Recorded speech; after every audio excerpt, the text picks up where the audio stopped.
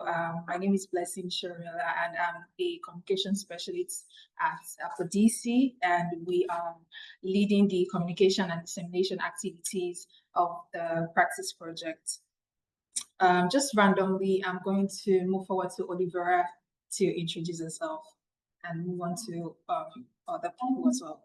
Thank you. Yes, of course. Thank you so much. My name is Olivera Trivunić. I'm head of ecosystem development at Foodscale Hub, and along with my colleague Christina Savić, who has been in constant email exchanges with you in the preparation of this webinar, we are actually leading the work package dedicated to dissemination, communication, exploitation in the INCiTiS-FOOD project. So it is lovely to be here and to represent. Thank you so much. Thank you very much. I'll move on to Daniella. Sorry, this is a very random call. All good. Thank you so much. So my name is Daniella Rios. I work for Steinbeis Europa Zentrum. I am the project manager of the project PrAEctiCe, and we are in charge of exploitation and project management and financial management in the project. Thank you, everybody. Thank you very much. Emmanuel, please, because you're presenting on behalf of INCiTiS, please can you go ahead and introduce yourself? Okay, thank you for the opportunity. Good morning to all of you from Ghana. My name is Emmanuel Delwinda Bariki. I am with the Department of Aquaculture and Fisheries Sciences, University for Development Studies in Ghana. And on the INCiTiS-FOOD project, I am the technician on the project, and I'll be presenting my living laboratory here on behalf of INCiTiS-FOOD. Thank you very much.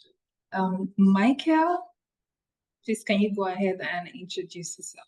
Thank you. Yes, my name is Michael Reuter. I'm from Aquaponic Manufacture, and we are working on the prototyping and development of minimal viable products, mainly in the part of aquaponics for the INCiTiS-FOOD project. Thank you very much. Nasser from Nasser, representing the PrAEctiCe project. Can you please go ahead and give a quick introduction? Good afternoon, wherever you could be. My name is Nasser Kasozi. I work with the National Agricultural Research Organization, NARO. It is an organization for spearheading research in Uganda. And under PrAEctiCe project, we are honored to establish an aquaponics system in one of the National Agricultural Research Institutes at Kajansi, where we are developing this system so that it can be adapted by the people within East Africa. Thank you so much. Okay, thank you very much. Because of our time, I think I'll just keep it there to, introduce the representatives from each project because of our time, because we still have quite, a lot of things to discuss about. And yeah, I'm also seeing a lot of participants, which I wasn't really expecting, but welcome everybody once again. Just going to go ahead and introduce the project at the knowledge exchange, why we're here today. So today we're gathered here to discuss food and nutrition security in the context of living lab activities and aquaponics practices as well, given that this is a common activity between both projects. And the main objective of this knowledge exchange is one to facilitate experience sharing between both projects, and to also discuss successes, challenges, and lesson learned in the implementation of living lab practices and aquaponics practices as well, and to strengthen the existing collaboration that we at the PrAEctiCe project have with the INCiTiS-FOOD, and also for future opportunities as well. For instance, the in-person workshop that we have here in Lagos, Nigeria next month with the project. So without wasting our time, I'm going to leave the floor to Daniella. Before I do that, I'm just going to tell us what the flow is going to be, because the webinar is supposed to be for an hour, right? And I'll leave the floor to Daniella to present the Living Lab activities and practice projects for about 15 minutes.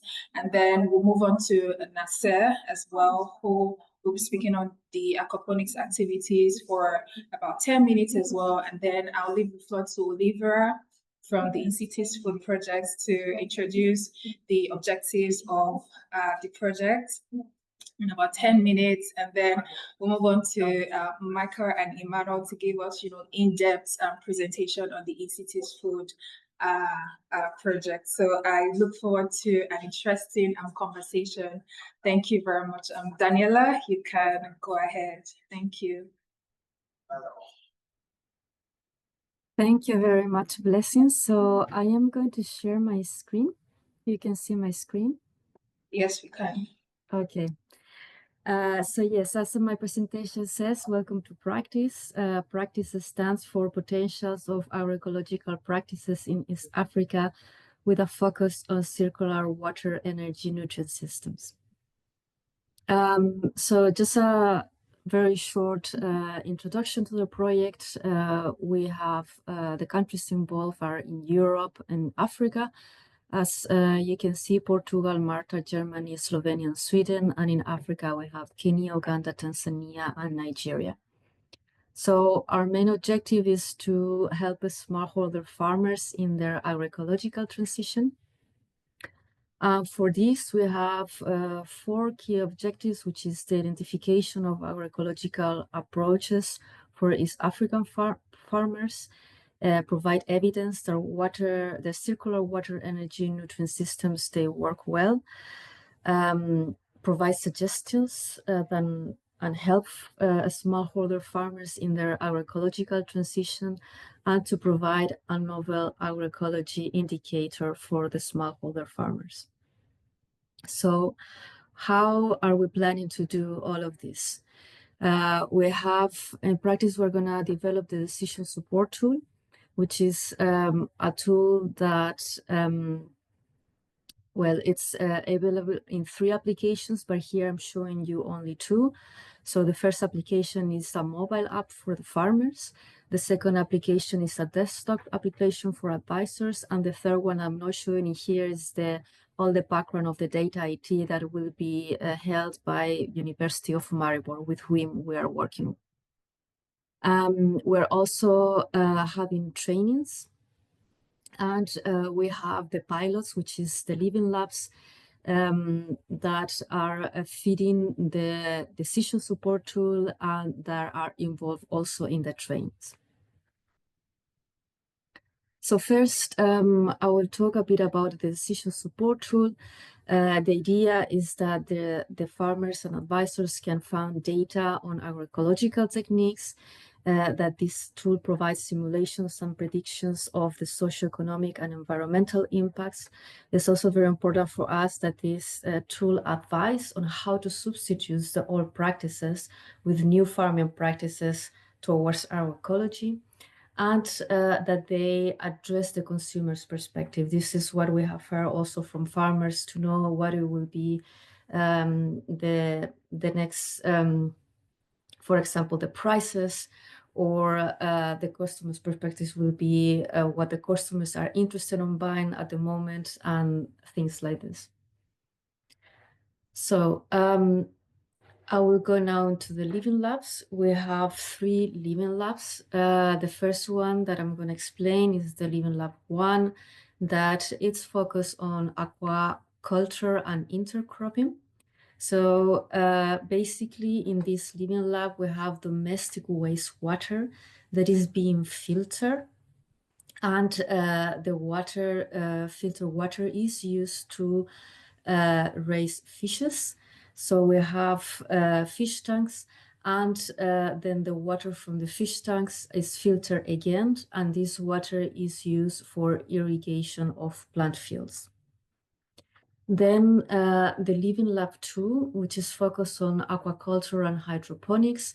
We have air fish tanks. Then the water from the fish tanks is filtered, and is reused in hydroponics to grow vegetables. And my colleague from NARO that presented himself, Nasser, will be doing a presentation on these systems later on.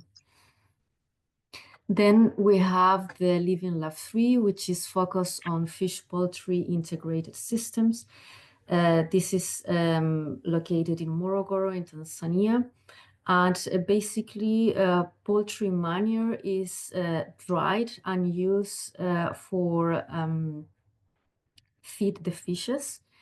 And then the fishes, when they grow, the water is again filtered and reused in drip irrigation for growing vegetables as well. These are mainly 3 living labs, and these 3 living labs are being used for the validation of the decision support tool. Why we're using this? Because in the decision support tool, we have many ideas that we would like to test.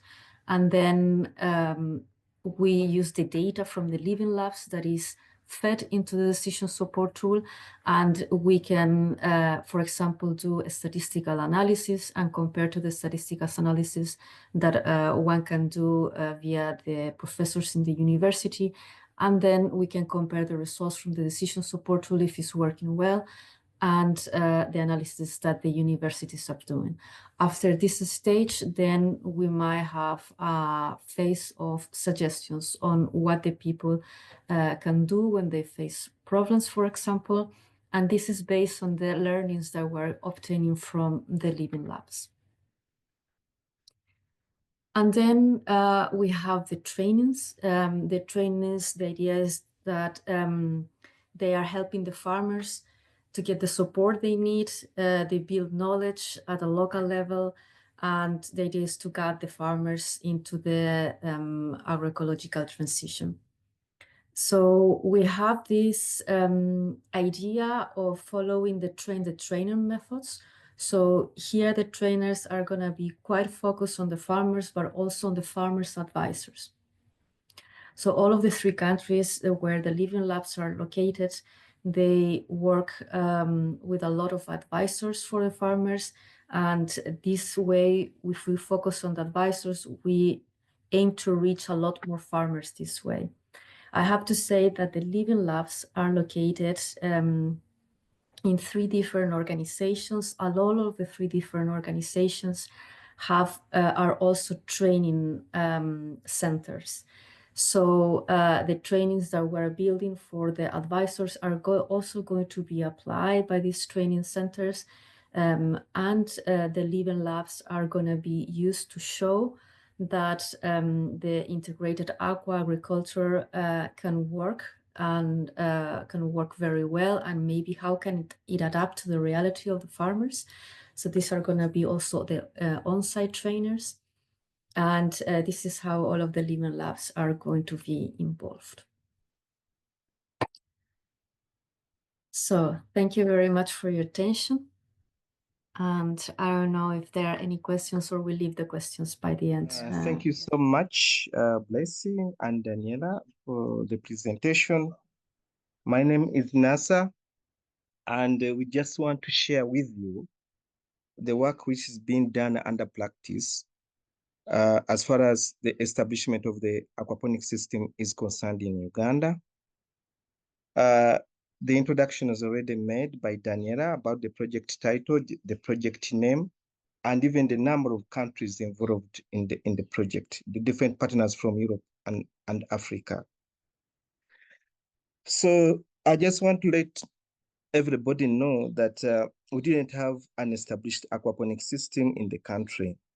So, and even those one within Kenya and Tanzania, there was nothing which was really you can bench on. So under the worker package 5 of the PrAEctiCe project, there was already a suggestion to establish 3 living labs, both in Kenya, Uganda, and Tanzania, in order to support the validation of the decision support tool, which Daniel has talked about. Specifically for Living Lab 2, they were supposed to establish an aquaponic system, which includes both the media-based culture, nutrient film technique, and deep water culture. We want to combine all these type of growth bed so that farmers can appreciate which they can adopt and upscale in their farming communities.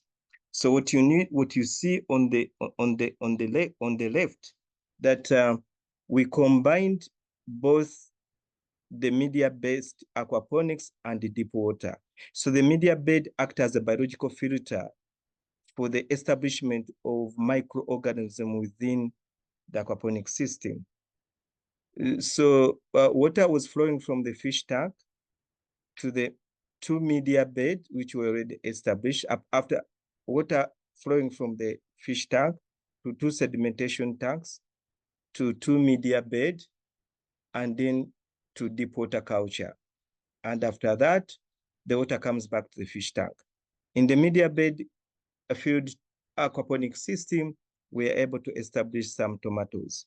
So those tomatoes, because they have roots which can able to improve on the micro availability within the media bed. So this is an adjacent aquaponic system which everybody knows. Just to emphasize that the water was moving, the fish produces a lot of waste, which is acted upon by microorganisms, and then those microorganisms produce a number of nutrients which are acted upon by plants in the hydroponic system, and then the clean water goes to the fish tank. It's just the same principle which we also applied by using both sedimentation tank and media field tanks, which could also act as a substrate for microbial attachment and also for nutrient conversion so that they can be used by plants within the deep water culture. This is our system description. The capacity of each fish tank was about 1,500, and we had a total of 6 tanks. We had two fish species, both Nile tilapia and African catfish, because these are the species which are normally reared in the country and within East Africa. Our fish stocking density was about 100 fish per cubic meter. Our deep water culture dimension was about 3 meters by 1.5. Our dimension for media beds was about 1 meter by 1 meter. And we also had a component of nutrient film technique, which could accommodate about 20 plants per pipe. So the number of the major crops which we cultivate is basically lettuce and tomatoes.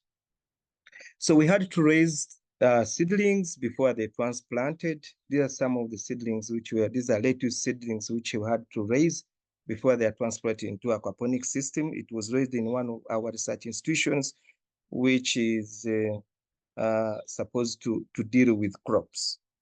So these are some of the lettuce from our nutrient film technique, which were harvested and given to farmers. So the reason why we wanted, as you can see, the growth was good enough, and this was the first harvest which we got. Of course, they are already overgrown, but at least we are able to appreciate that the growth was really okay. So this is the system we have. As you can see, we have on the upside, you can see some of the tomatoes which are growing in the media bed. We tried as much as possible to use local materials because we wanted to see that our farmers can adapt this type of technology. As you can see, the blue pipes, the blue drums, these are our sedimentation tanks. Those round tanks, those are our fish tanks. So as the water moved from the fish tanks, go to those blue, which will act as sedimentation tanks, then go to the media field beds, and then go to deep water. Our deep water culture was just made up of concrete, and within the deep water culture, we had some pump, the pump which was able to push water back into the fish tank. We tried to make use of using one pump per each line of system, and we are using solar as a project because we know that the problems of power within developing countries of being there 24/7. So we had also to use solar so that our system can easily work.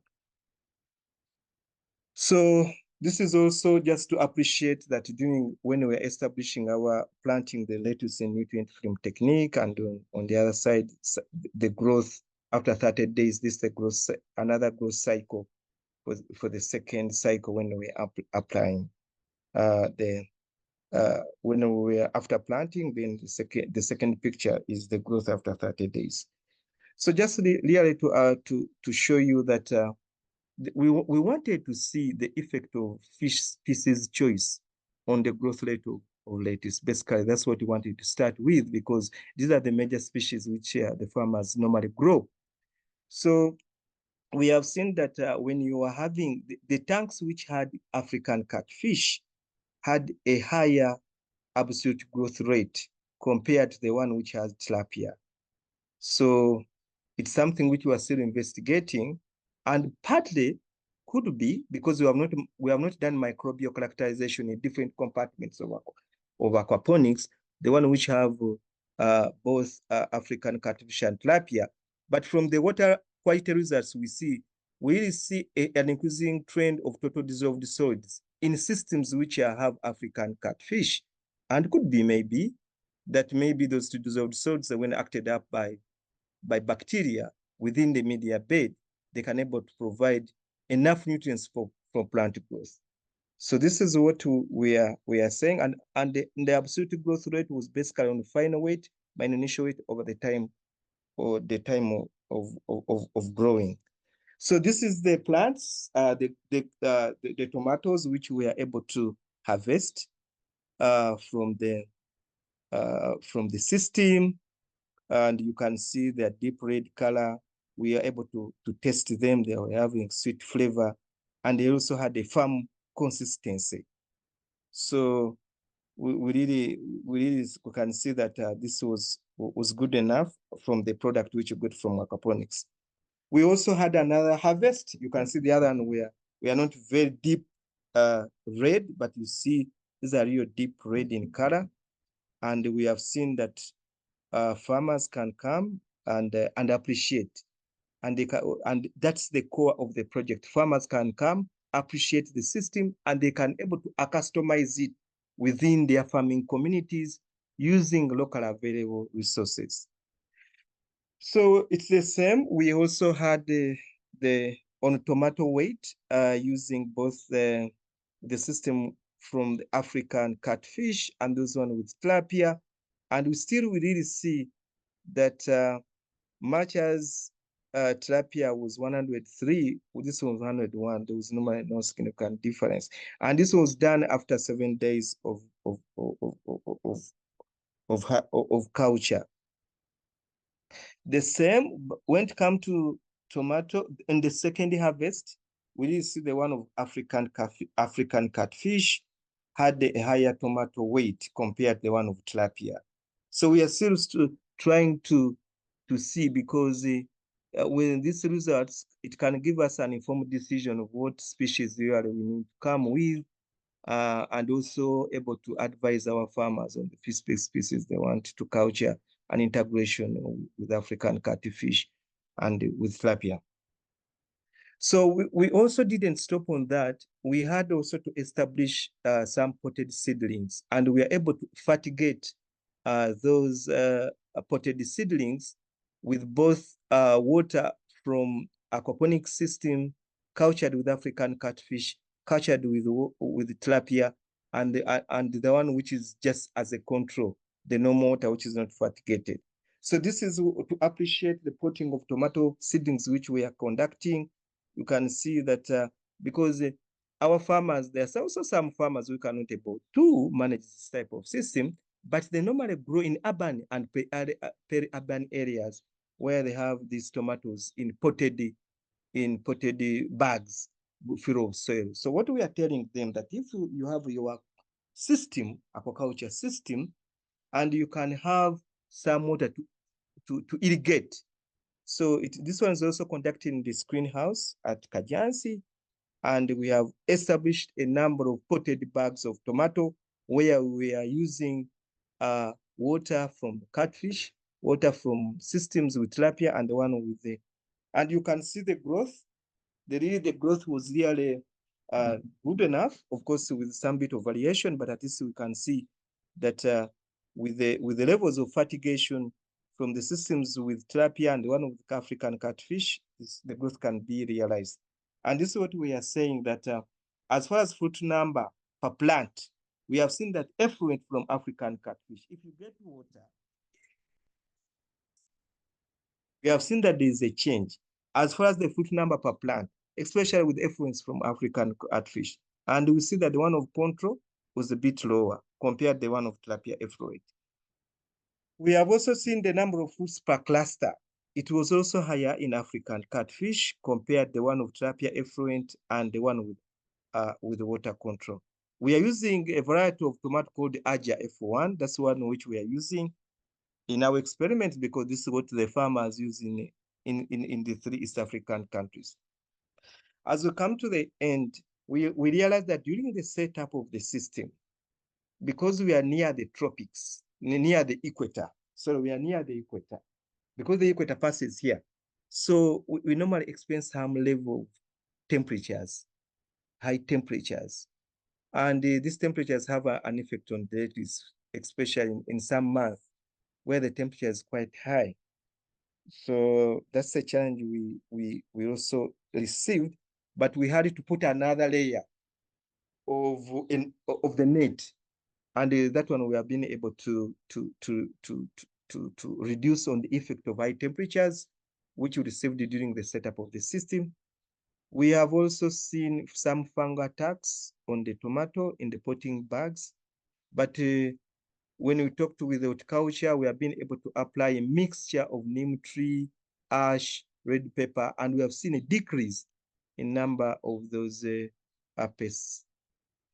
We have seen some clogging of the gravel bed filtration system, and basically we had to find out a reason because we realized that the different sizes of the stones which we used in the media bed, in some of the media bed brought some bit of blocking, but when we changed at least to have about 19 millimeters of those stones, we have seen that we have not been having such a big problem.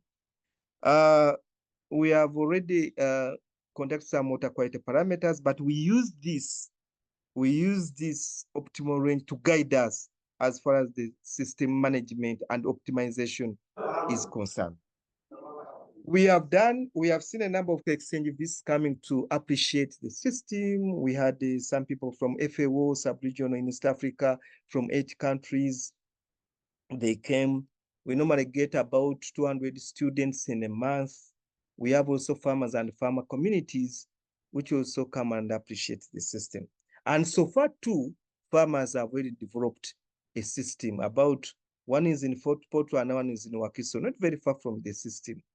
They have already also developed a system within their resource availability. And we think that if this continues, we'll see that aquaponic systems enhancement is really strengthened within the East African community. So this is just the insects which we have seen on our tomatoes, but we have used organic herbicide composed of red pepper, garlic, milk, and ash, and we have seen a total reduction in the number of insects on our transported tomatoes. I thank you so much for listening. Thank you very much for that detailed presentation. We'll now move on to the INCiTiS-FOOD team. The person of Olivera, please, you can go ahead with the short presentation of the project objectives. Thank you very much. Yep. Can everybody clearly see my screen? Yes. Great. Thank you so much. So thank you for the floor, and thank you for having us as a project. Just to reiterate, our full name is the INCiTiS-FOOD project. So that is our full name and full acronym, and we stand for Integrated and Circular Technologies for Sustainable City Region Food Systems in Africa. So I will just quickly go over our objectives, not to take too much time of my colleagues who will go into detail. So our project goals is to aim to enhance food and nutritional security in African city regions by reducing environmental impact and promoting circularity in food systems. How do we do this and how do we plan to achieve this? Is through community empowerment. We empower we empower communities by creating opportunities in the agri-food supply chain and promoting environmental justice through transformative food policies. And of course, how do we do this? And through our approach, we adopt an interdisciplinary approach, integrating technologies, engaging stakeholders, building capacities, and of course, fostering the most important, which is the European-African Partnership for Collaborative Engagement. So just a few quick facts. You can see them on the right-hand side. I'm not just going to go too much into detail so we don't waste time.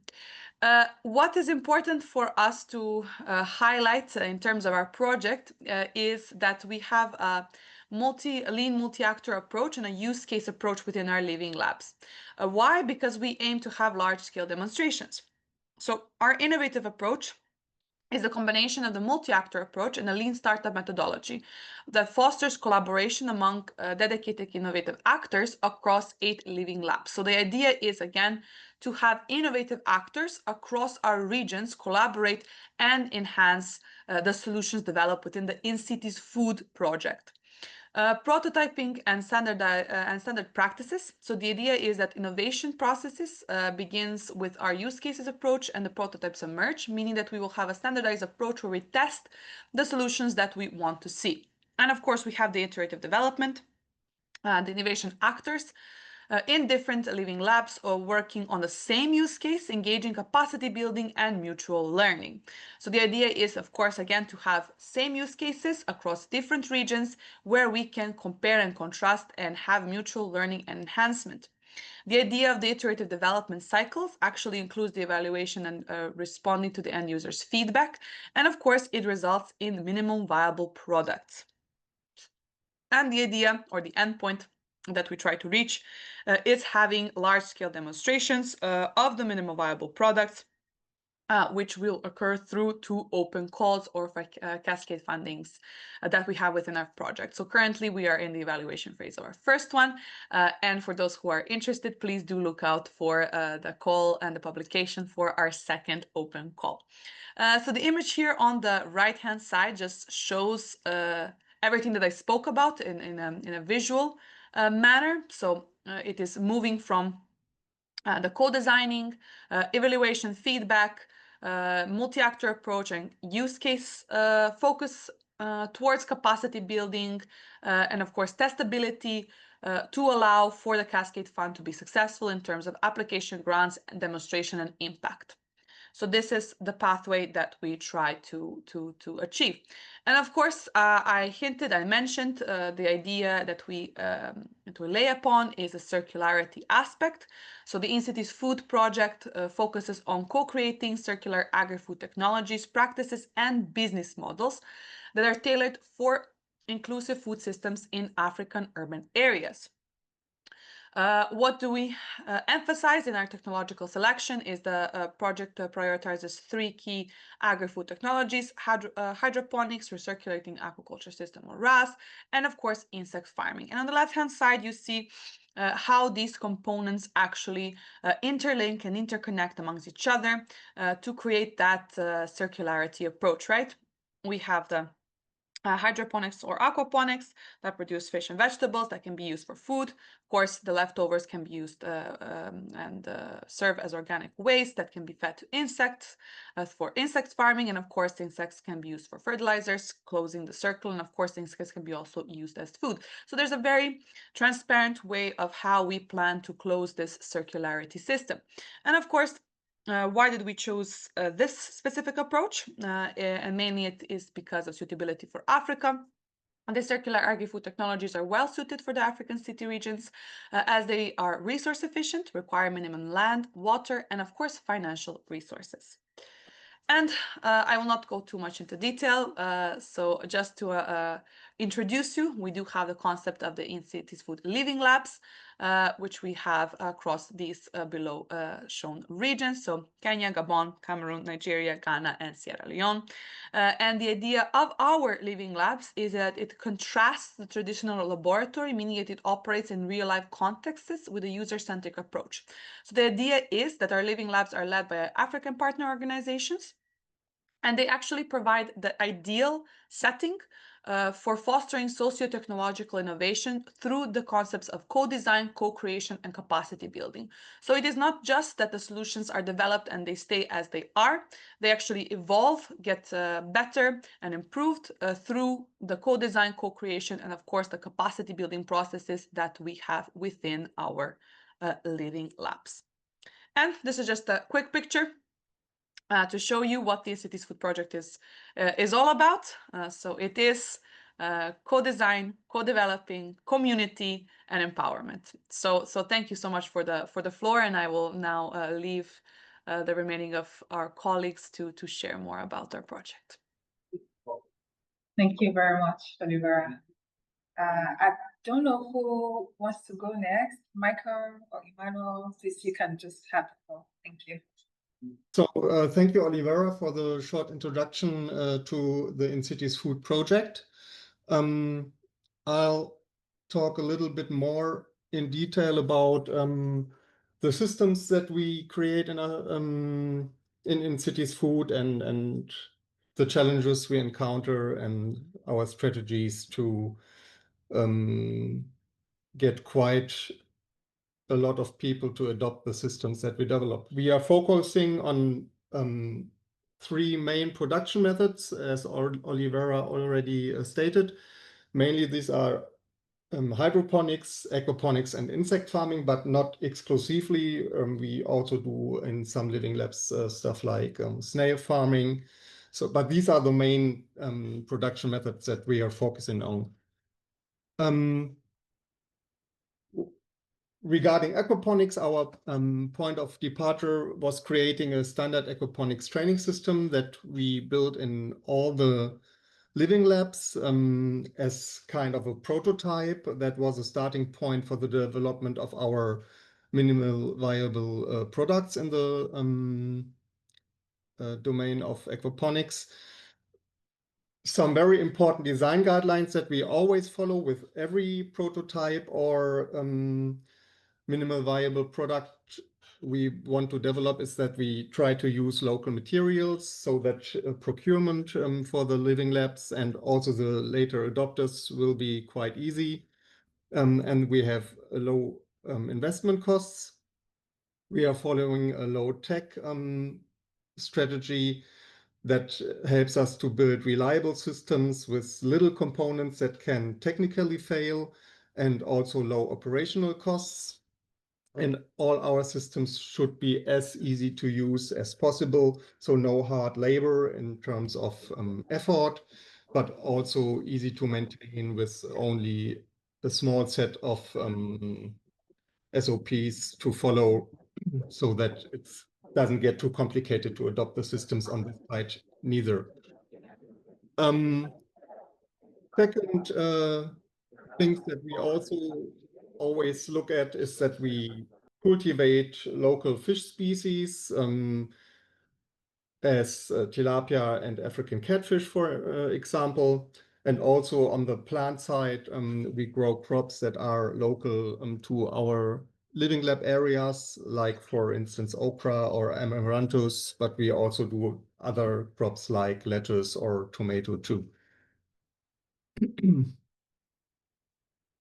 Our main co-creating process was already presented by Olivera, so I won't go too much into detail, but we see that besides co-creation and the feedback loops that we include in the development from prototype to minimal viable product, there's also a very important part that consists of capacity building.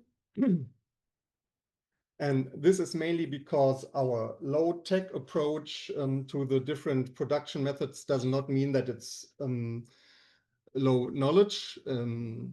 especially for aquaponics, there's a lot of knowledge needed to operate the systems, but also to build them. And that's why we have different stages of capacity building. We started off with training of trainers that we had in all the regions where our living labs are situated.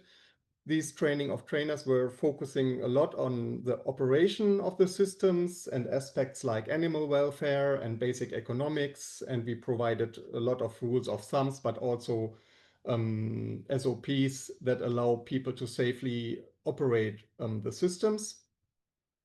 But then we got aware that if we want adopters to adopt our systems, we will have to adapt the systems to the local side factors of the adopters.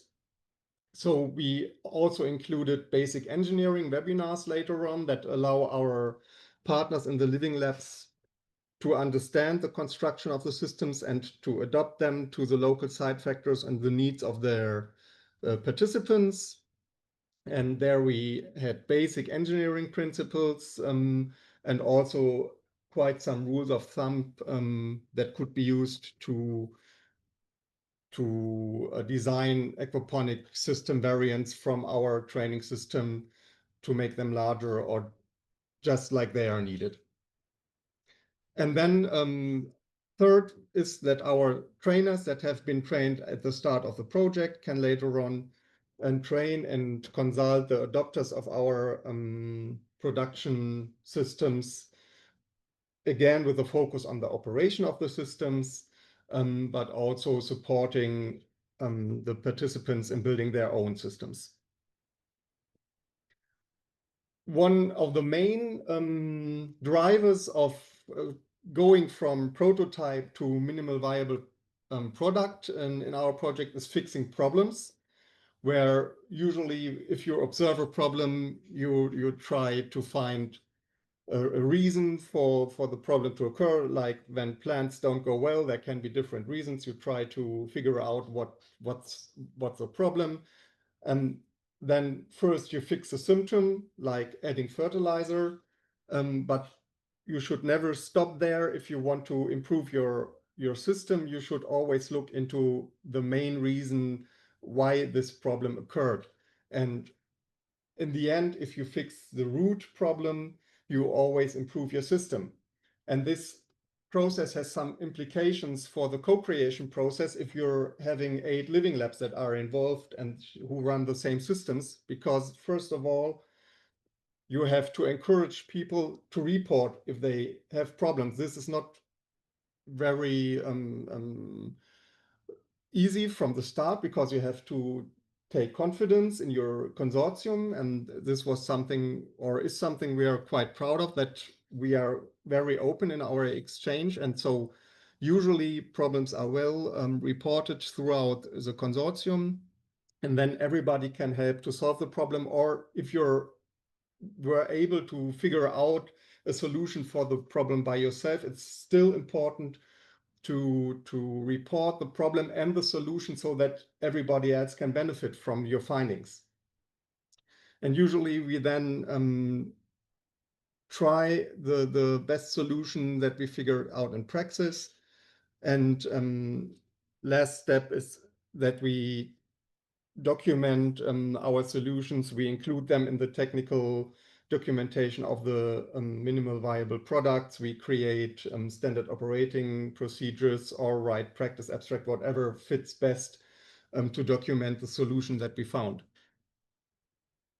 And the main challenges for us in the co-creation process are just the documentation of the solutions so that we don't solve the same problem over and over again on the different living labs. And that we really fix a problem and don't stick only to solving symptoms. And then one of the main challenges that we have is the information management, because we are communicating a lot with WhatsApp, and we found that information in WhatsApp disappears quite quickly. If we have a vivid exchange, a week later, some exchange about a problem or a solution might already have vanished in nirvana of WhatsApp. And the same is, or one solution for that is that we try to put a lot of our solutions and document them on our Teams repository. But there's still, the information is more persistent, but it's still not fully searchable. And by this mean, we sometimes have a hard time to transfer all the knowledge and all the findings that we have in different living labs to all the other living labs. And one solution to that problem that we figured out is that we use a synergy portal. That's a web portal with a network of experts that also provides forums and databases for lessons learned and trainings. And there all the informations are fully searchable. And that's a way that we are evaluating if it can help us to get things more efficient in terms of information exchange. But as Olivera already stated, we don't stick only to creating prototypes and improving them to minimal viable products and so on, but we also look into economics of all our minimal viable products, but also of aquaponics, of course. And there we have more or less two main focuses. One is that we look into how good are the systems for self-sustainability? Are they worth being built, or is it still cheaper to buy products on the market than to produce them by yourself? So does it pay off to produce your own food? And on the other hand, can you afford? Because it might be cheaper than on the market, but you still can't afford it. And on the other hand, the business aspects, we are creating business cases that are based on our minimal viable products, but not only on the operation of the production systems themselves, but we are looking into the complete value chain linked to our production systems and figuring out if there might be business opportunities that might make sense. So we are developing new business ideas, not only with a focus on the operation of our production systems, but also throughout the whole value chain. And to make sure that the business ideas that we create are really profitable and feasible, we are doing analysis of the local markets. We're calculating investment costs, operating costs, and we are trying to make sure that what we have is really a commercial viable business case. The main challenges we are still encountering in terms of adoption of our minimal viable products is that in many African countries, availability of resources is limited. So we have sometimes not a very high reliability of the power grid. Same is true for the quality and also the reliability of the water supply. Sometimes quality of fish feed is quite poor, and costs for procurement are a lot of adopters still too high. Then we have this point of the investment costs, because even though our systems are technically more or less simple, we have relatively high initial investment costs that have to be overcome. And this is even more important as we need sometimes redundancies for the power grid, for instance, like solar PV or batteries or whatever. So this adds to the initial investment costs, and that makes it quite difficult for a lot of potential adopters to build their own systems. And then there's this point of the challenging operation, especially of aquaponics, because, as I already said, low tech is not also not low knowledge. mainly because you're not only dealing with plants in the aquaponic system, but also with fish, what adds a lot to the needed knowledge to operate such a system. And then we have another challenge regarding project sustainability, and that's the loss of capacity that we observe from time to time in our living labs, because we have frequent staff changes in some living labs, and oftentimes only little or no overlap of the working periods of the different people. So these are really important things where we have to figure out for our project how to improve. And this would be some points where I would really be interested in some exchange with to learn more about your experiences. So this being said, I'm already done with my small part of the presentation, and I would like to hand over to Emmanuel. Okay, so thank you for the opportunity given. I would want to talk about some insights and best practices that we have been using in managing the living laboratory here at the University for Development Studies. The University for Development Studies is in Ghana, in the northern part of Ghana, and the living laboratory is situated in the Nyankwala campus of the University for Development Studies. It's not too far from where the main library is. Here in the living laboratory here, it serves as, an innovative space where we try to promote sustainable food solutions to meet the goals of the project. The training center also is used to teach students from the University for Development Studies, farmers, and other local communities in promoting circular food systems and environmental sustainability. As Olivera already indicated, one of the goals is to reduce environmental impact through the promotion of these circular food technologies. And so the living laboratory in the UDS is used for all of these purposes. The technologies basically that we do in UDS are aquaponics and hydroponics. Just like in the PrAEctiCe project, we have also been successful in rearing the Clarias garapianus, that is the African catfish, Neurochromis niloticus, commonly referred to as the now tilapia. Mike already mentioned that we grow tomatoes, pepper, jute, amaranthus, mint, and then we have been trying a lot of locally available crops to see which one best suits the system. We have the standard training system. Thankful to Mike, he helped us to build it, and we also have developed another system which we have named a manual chop and flip system that works just like that of the standard training system.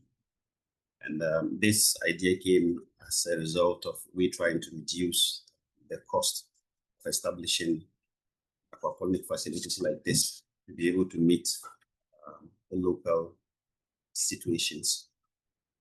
We also have the privilege to be trained on how to grow hydroponic systems, establish and operate hydroponic systems. And so we have tried to adapt the hydroponic systems to our local context using locally available materials. And so we have in our living laboratory the Dutch bucket system of hydroponics and that of the media-based system of hydroponics, which we have been using for the past 1 year and a half. Thankful to INCiTiS-FOOD project, we have the opportunity to have some online platforms where the LL is able to connect, to other LLs and also other people who are promoting similar technologies throughout the whole world. And so with this online portal, we are able to collaborate and connect with other people who are also interested and also promoting and practicing similar technologies. We have also had the opportunity at least to showcase some of the technologies that we have, particularly with the chop and flip aquaponics system, which we have developed here, which doesn't really require electricity and can probably even be squeezed in some small space thereabout. The online portal also is an opportunity for governments to make suitable policies and probably even to sponsor businesses that can adopt these technologies that are showcased in these systems. So far in the UDS Living Laboratory, we have worked hard to onboard a lot of the participants who have developed interest and have registered with us to learn the technologies that we are showcasing, as well as to have some similar setups on their own. And as I said, we have already shared even our manual chop and flip aquaponics system onto the portal also for others to implement. And I must say that the interest, particularly in the chop and flip system, is really quite high. And as you will see in subsequent presentations, slides, some people have already started adopting this, to suit their own conditions. In terms of community engagement strategies, we try to involve stakeholders in the discussion of how the technologies that we showcase in our Living Laboratory could be enhanced to suit, their own conditions. And so we have had lots of visits from NGOs, from schools, from other, even governmental agencies who are interested also in the technology. And when they come, we try to discuss what we have and also try to get their views, on how these technologies could be adopted or designed in a way that it would suit their local conditions, given the resources that they have. Even as we speak now, about 2 NGOs have approached us and they have indicated their willingness to invite us over for us to build these systems in their offices for them to use that as exhibits to try to encourage some of their constituents to also develop systems like this in their own places. One other thing also that we do in order to be able to engage a lot of the communities here is to organize trainings and workshops. As you can see in the images now, we have students from the veterinary department who are having some hands-on training on how to handle fish. And this probably gives them a lot of valuable experience. When the Living Lab didn't really exist in UDS, some of these practical trainings were actually carried out in other places. But with the institution of the Living Lab, now we are able to support the delivery of academics much more with ease. Just quite recently, we also had the opportunity to give some training to some people from Hikma farms on how to operate, aquaponics. And the image as we see now is depicting some examination and explanation of how the sun filter system works. And so this is a way that we try to engage the communities in our line of operation. With regards to stakeholders who have onboarded, these are people who have registered with us and have expressed interest in learning some of these technologies. And so we have them from time to time come over to the Living Lab to have some sort of hands-on experience on some of the activities that we carried out. But apart from the fact that the Living Laboratory is strategically located in a place that almost anyone who is passing by has the opportunity to see and get excited, especially when you tell them that we are growing plants on water. We have also periodically organized some events like the roadshow, where we bring a larger audience to talk to them about the technologies that we are practicing in the Living Laboratory, and even the opportunities that are available with regards to the project. I think you probably would have heard Olivera talking about open calls, that one is gone and one is also on the way. Sometimes we also try to entice people to come and learn our technologies, and probably also to be with us for some time, maybe by gifting some of the products that we get from the Living Laboratory. You can see that there's a woman who is giving some fish that we harvested from the manual chop and flip aquaponics facility. And this lady, as I speak now, has expressed interest, and from time to time comes even to carry out one or two activities. Also, we have some of the participants checking, for instance, water quality test kit, and another one on the growth of mint that is growing there. These are people, when they come, we try to engage them and make them feel and understand that technologies such as these are not too difficult to implement. And so when they have this hands-on experience, it gives them more courage, and they're able to visit us even more often to learn more about what we do.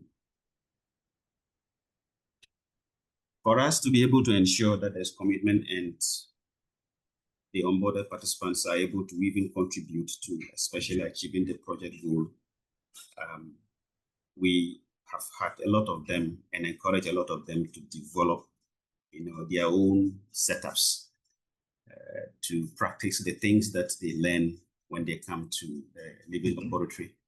And then we try to sustain this by asking for regular feedbacks from them, and that helps us to refine our approaches in dealing with them from time to time, just to be able to keep them encouraged and to be able to attract more persons to come and learn the technologies, and as well as practice the technologies. We have quite a lot of challenges, but the main ones that I would want to highlight here are just two, and there are some solutions that we have proposed, and we try to adopt these solutions to reduce the effect of the challenges that we are encountering. And one of them is we are not able to really keep onboarded participants over a long period of time. A lot of them, they come, they get so excited, at least for the first 2 or 3 weeks, you will see them coming, calling and asking questions. But after some time, all this interest just fizzles out, and you are not able to get them to continue or have sustained interest in working with the Living Laboratory as onboarded participants. One other challenge also that we see is that all those who come, they all have different interests and different expectations, and a lot of the time you have to try to customize the technologies that we have just to be able to meet their needs. And as Michael was presenting, he mentioned that one of the difficulties that we have is that we are not able to document a lot of the things. And so it's quite a challenge that we have experienced in the Living Laboratory. But we think that to be able to, get participants to work with the Living Laboratory or even do these things by themselves, we have tried as much as we can to encourage them to take ownership, of those that they have been able to set up, and also to take some sort of advantage in the incentives that we provide in the Living Laboratory. The open call, the first one and the second one, are all incentives that when you mention to participants, it is able to sustain their interest much longer than we are currently experiencing.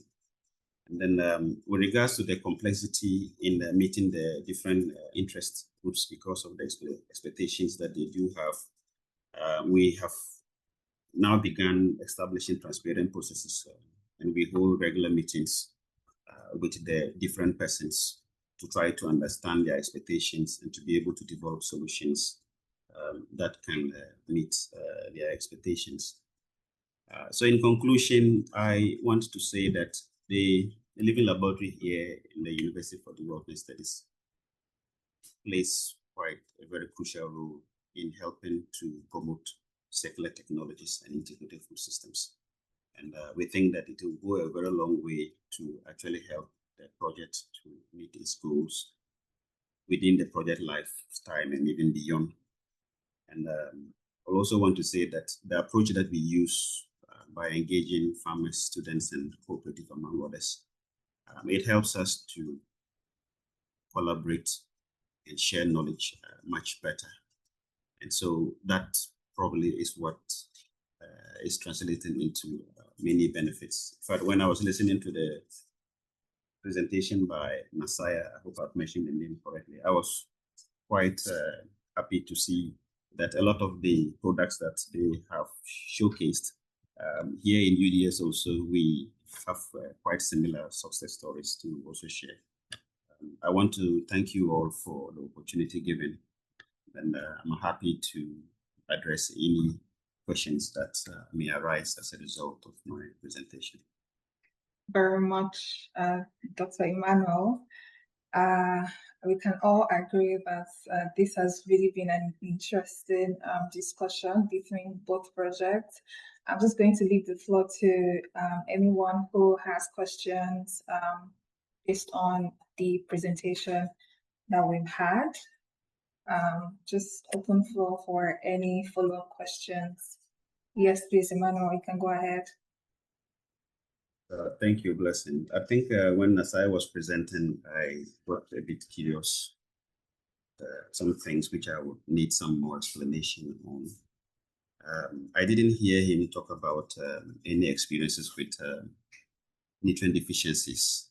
I don't know if they have some experiences with that, because here in the Living Laboratory in Ghana, we have actually experienced quite a lot of nutrient deficiencies, and it's a bit difficult to go into the open market to get the supplements to be able to correct the problems. And so we have actually tried to test the system using different types of plants to see which ones are really able to cope with the existing situation.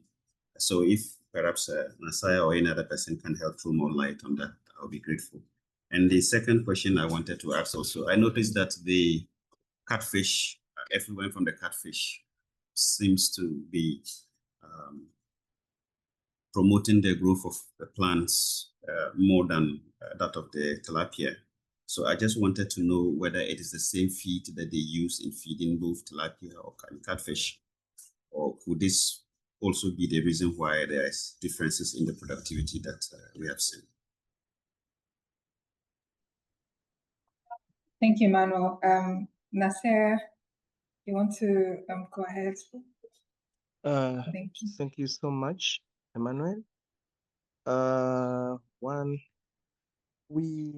What we tried, I don't know from your experience, when you're establishing the system, you need to give it some time during the biofilter establishment, especially when the system is new.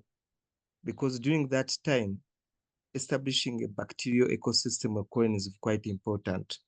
So I don't know how we did, because what we did that we did fish cycling method, and we are monitoring the level of nitrate during that time. So when we saw that, the amount of nitrate had established as considerable amounts, then that's when we started to put our plants. So, however, we can also buy probiotics. I don't know whether you can also find probiotics either in Ghana or outside the country. At least we have some students who are coming from Belgium. They can able to come with some bit of probiotics from INVE. Then the last one, we are using the same feed, same crude protein to both catfish and tilapia. Thank you. Thank you very much, Nasser. We have another question from Branka. Please go ahead. Actually, what probably Isaac wanted to ask was not about the establishment of biofilter which guarantees the nitrate to ammonia ratio or whatever and reduces the ammonia level. As we know, in aquaponics and any hydroponics, many other nutrients are also essential. Therefore, it is very possible if you have a mismatch between aquaponic water and nutrient solution that is necessary for the plants to thrive, that you will, especially in fruiting plants like tomato, have to supplement your nutrients. You won't have perhaps phosphates, perhaps iron, perhaps potassium. And I think that the question of Isaac was in this direction. Did you use any such supplements, or did you use only aquaculture water and aquaculture sludge to feed your plants? Thank you so much, Prof. We were supplementing with iron because we are supplementing with iron. We're also able to get some bit of probiotic from within, or to see, especially we realized that the issue of potassium, the potassium levels were quite low. So those are the things which we are able to supplement. Iron, at least 2 milligrams per liter, at least twice a week. Something like that. Thank you. Thank you so much. Thank you very much, Nasser. Thank you. We'll have a question from Isaac.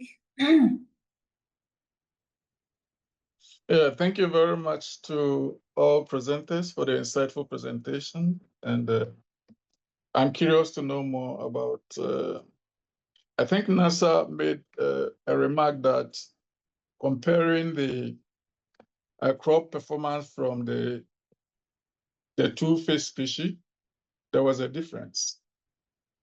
And my question is, in the project, we are interested in both the fish output and also the crop output.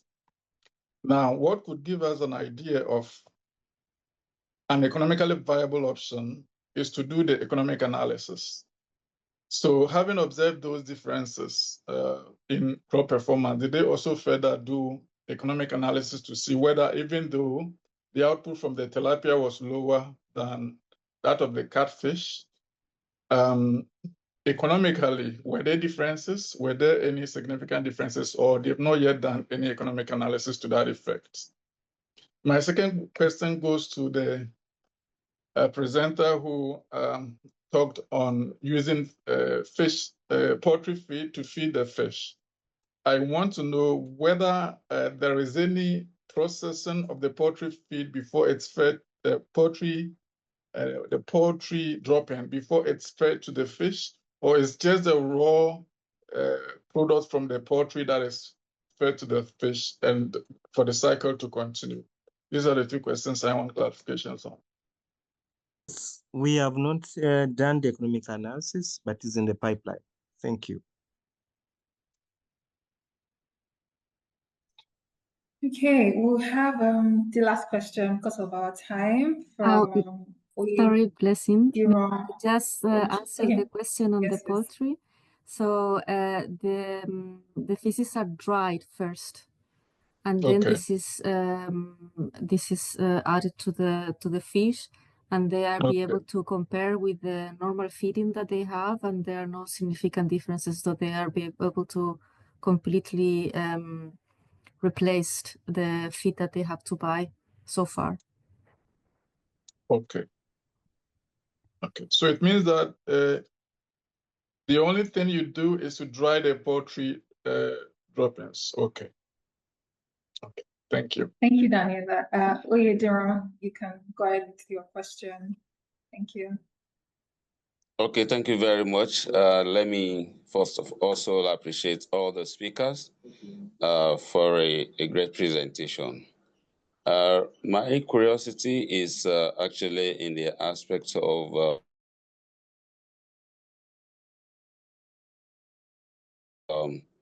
comparing tilapia. They say, when Nasser was responding to one of the questions, he said they used the same treatment in all. Well, I think maybe in the future, because the protein or nutritional requirements of tilapia is different from that of catfish. And we often change the crude protein level in the two species. So maybe that could also be one of the factors that would affect that would have affected the results. Just maybe for future purpose. Thank you. Thank you very much, Oyedera, for the contribution. In the absence of no question or any contribution, we have now gotten to the end of today's merge exchange. We'd just like to thank everyone for the presentation. Thank you very much to the INCiTiS-FOOD team, and of course the practice team as well. We'd just also like to let us know that we have an in-person workshop here in Lagos, Nigeria next month. So we'll share the material. Further information would let us know. We are all invited if we are in Lagos, of course. And then also we have practice has our next open day of the Living Lab as well in Uganda in June of next month as well. So just for documentation, if you can turn on your video, would like to take some pictures, take some photos for communication purposes. Thank you very much. And then we'll call it a day. Thank you. Yes.